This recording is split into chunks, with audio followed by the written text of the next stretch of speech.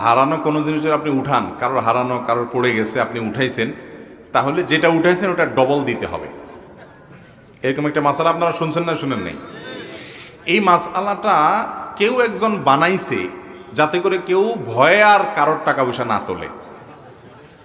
নেক উদ্দেশ্যে কিছু জাল হাদিস তৈরি হয়েছে, তার মধ্যে এটা একটা, বুঝতে পারছেন?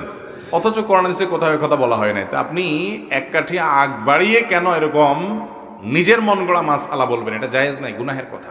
এ ধরনের কথা বলা যাবে না। যদি রাস্তায় কোনো কিছু পড়ে থাকে দেখেন আপনি, জিনিসটা যদি খুব তুচ্ছ হয়, সামান্য হয়, ধরেন কথার কথা 2 টাকার কয়েন, এটা যার হারাইছে সে আর এটা খুঁজতেও যাবে না, আপনি জানেন খুব সামান্য জিনিস, তাহলে সেটা আপনি নিজে গরিব হলে গরিব খেলেন বা কোনো গরিবকে আপনি দান করে দিলেন। আপনি নিজে গরিব হলে আপনি নিজে খেয়ে ফেলতে পারেন বা কোনো গরিবকে দান করে দিতে পারেন। আর যদি জিনিসটা দামি হয়,